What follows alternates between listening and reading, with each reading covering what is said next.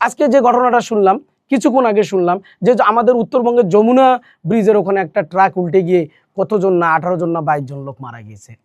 নিজেকেই মানে একটা বেদনাদায়ক বিষয়, নিজেকে আসে আঘাত করলো। আহারে, কত আশাই ছিল এই পরিবারের লোক যে আমার ভাই আসতেছে, কেউ অপেক্ষা আছে, আমার বাবা আসতেছে, কেউ অপেক্ষা আসতেছে, আমার ছেলে আসতেছে, মেয়ে আসতেছে, একসঙ্গে ঈদ করব। আজকে এই পরিবারটা কোথায় ঈদ করবে চিন্তা করুন। তাদের ঈদ আজকে কোথায়? তাদের ঈদ আজকে চোখের জলে ভরা। আমরা বাংলাদেশের মানুষ, আমাদের কেউ সরকারি বেসরকারি বিভিন্ন শিল্প কলকারখানায় আমরা চাকরি করি। যে শিল্প কলকারখানাগুলো চাকরি করে এক একটা প্রতিষ্ঠানে এক এক সময় আমাদেরকে ছুটি দিচ্ছে। যেমন ধরুন আজকে গার্মেন্টস ফ্যাক্টরিগুলো বিভিন্ন বাংলাদেশের গাজীপুর অঞ্চলের কিছু কিছু ফ্যাক্টরি ছুটি হয়েছে, এখনও হয় নাই। আমি যতটুকু জানলাম যে 26 তারিখ আগামীকালকে ওদের ছুটি হবে। সামনে 27 তারিখে একদিন, 28 তারিখে তো ঈদ। এই সময়ের মধ্যে যখন একে উপচে পড়া ভিড় লাগে যাবে, দেখা যাবে যে বাংলাদেশের যেসব গাড়ি যানবাহন আছে, বিভিন্ন দূরপাল্লার গাড়িগুলা যে কোচগুলো আছে, এই কোচগুলো জায়গায় হচ্ছে না।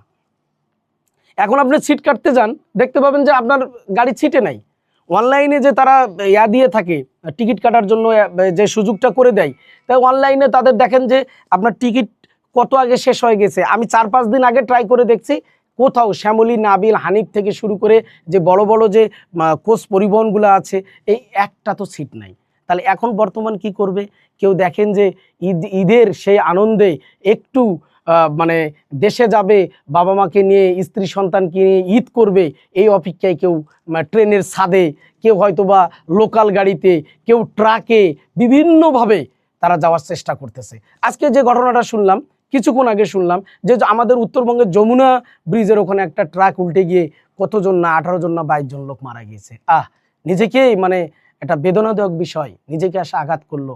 আহারে, কত আশাই ছিল এই পরিবারের লোক যে আমার ভাই আসতেছে, কেউ অপেক্ষা আছে, আমার বাবা আসতেছে, কেউ অপেক্ষা আসতেছে, আমার ছেলে আসতেছে, মেয়ে আসতেছে, একসঙ্গে ঈদ করব। আজকে এই পরিবারটা কোথায় ঈদ করবে চিন্তা করুন। তাদের ঈদ আজকে কোথায়? তাদের ঈদ আজকে চোখের জলে ভরা। আসলে দেখুন, এই ছুটিগুলো আমাদের দেশে যেভাবে বিভিন্ন প্রতিষ্ঠানগুলো ছুটি দেয়, এই ছুটি দেওয়ার কারণে আরেকটা ব্যাপার হলো আমাদের যানবাহনের সঠিক সময় পরিচালনা। আমাদের দেশের যে প্রশাসন, আমাদের প্রশাসনিক কিছু বিষয় আমি বলি। উত্তরবঙ্গের একটা ব্যাপার দেখেছি আমি, আর দক্ষিণবঙ্গের একটা ব্যাপার বলছি। উত্তরবঙ্গের যে বিষয়টা, ঢাকা এখান থেকে গাবতলী কিংবা আপনার শ্যামলী, আসাদ গেট কিংবা এদিক মহাখালী বা ওইদিক গাজীপুর চৌরাস্তা থেকে যখন গাড়িটা অভিমুখে উত্তরবঙ্গের দিকে রওনা দেয়, দেখা যাচ্ছে রংপুর, দিনাজপুর, এদিকে আপনার ঠাকুরগাঁও, পঞ্চগড়, এদিকে বগুড়া, এদিকে গেল আপনার পাবনা, আবার দেখা যাচ্ছে যে আপনার এদিকে রাজশাহী, নাটোর, এই উত্তরবঙ্গের যে গাড়িগুলো রওনা দেয়, এই গাড়িগুলো কিন্তু অতিক্রম করতে হয় ঢাকা চন্দ্রা নামক একটি স্টাড আছে। আমরা গ্রামের মানুষ কিংবা এলাকার মানুষ হঠাৎ এই বিষয়টাকে চন্দ্রা না বলে চান্দুরা বলে, অনেকে চান্দুরা বলে ডাকে, কিন্তু মূলত নামটা হচ্ছে ঢাকা চন্দ্রা। এই চন্দ্রাতে আমি এখানে দেখেছি কি, এই পুলিশ প্রশাসনের কথাটাই বলি,